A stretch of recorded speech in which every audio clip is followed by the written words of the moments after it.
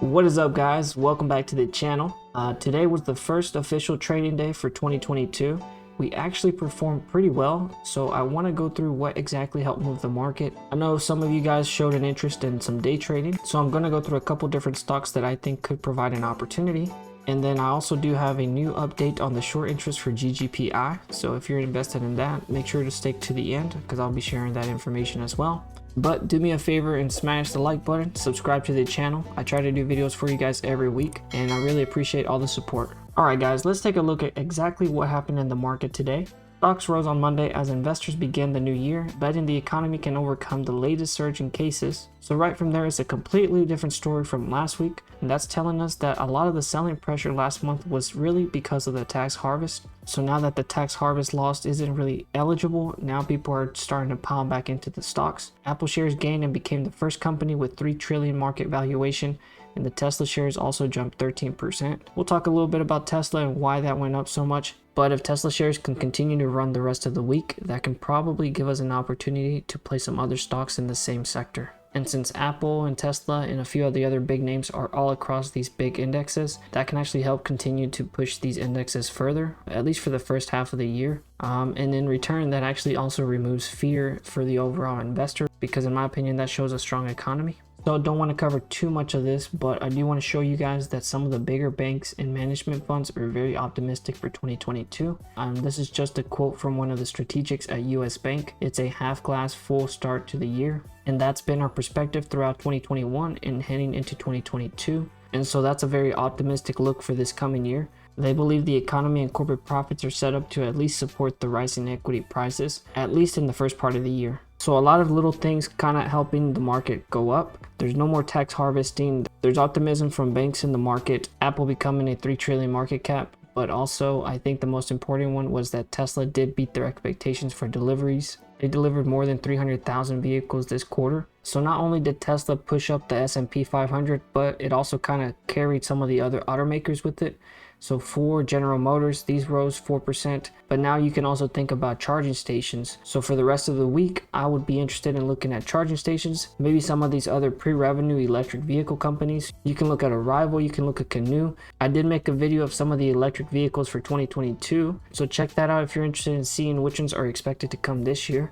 But I think those would be some great plays for this week. In my opinion, I think 2022 is definitely going to be the year of the EV. It's really going to show us which companies are actually going to deliver their promises and which ones are going to go under. So I'm excited to see how that plays out. Last thing I want to share with you before we look at some of the stocks for this week. Stocks have a tendency to gain in the start of a new year as investors look to put new money to work. Historically, in the last 13 years, the S&P 500 has been up in the first week, 11 of those 13 years. So those are some pretty good odds that this week can be very promising. Like I mentioned before, there's no more tax harvesting, and I think one of the biggest concerns was the rising cases. But some of the studies are showing that even though there's a lot of cases, the severity rate is not as high as the previous. So that's also kind of helping with the concerns of that. So moving over, let's take a look at some of the stocks that I'll be watching this week. One of them is ggpi. We'll take a look at that in a second. But the first one I want to cover is PFE. This is Pfizer. Since we were talking about the cases and the symptoms not being as severe as the first wave, there seems to be a loss of interest in vaccine plays now, so this one has been recently selling off. As you can see from the chart, we have this nice ascending support. We just broke this support here. We came down a few times but finally broke down.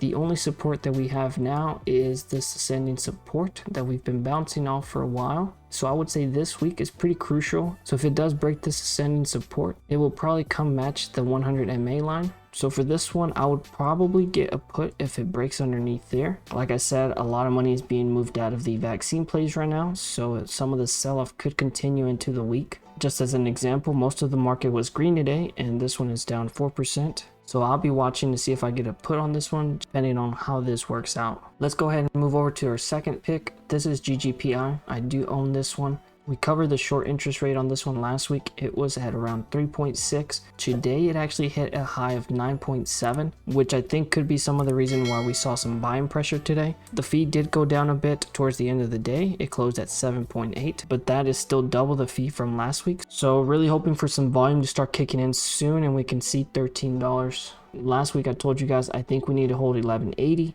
So this support right here, and right now we are looking pretty good. We are also above the 50 MA. This is that white line here. That is on the daily as well, so that is a little bit more significant. For my predictions, I still think we have this double bottom here. So like I said, we were going to come up to this $14. We might come back down to retouch the 1180, or we can keep going sideways. But in my opinion, I think we do need to get above 1250 soon, just so we can continue applying that short interest pressure. And hopefully that also creates a lot more volume, like I said. Moving to the 1 hour, you can see that we are holding this monthly level well. We were trading above it most of the day, came down really quick, and then we actually went right back up. So that's very bullish also. Our big target really is just that 1250 in my opinion. Everything else seems to be doing pretty well, especially because I feel the investor base on this is really just holding this until it actually breaks out. For this one, I'm just going to continue to hold, but let me know what you guys are doing with ggpi in the comments below. Moving over to the next one, I think this one could be a big play just because of Tesla's big moves. Like I said, I think that's going to help push a lot of the EV companies, but also the charging companies. And I think the best, most familiar one to trade is going to be ChargePoint. And so if you look at the chart, we have been consolidating a bit. The main key point to look for is getting above this monthly. That is actually $20. It seemed to be a very good support here, but we eventually got underneath it. And so now we need to get back above it. Once we get back above 20, I think we can see a similar run to this. And I would probably anticipate coming up to about $24. But the first thing would be definitely to break back above $20. You can see the days range, it almost went to 20, but it never really got there.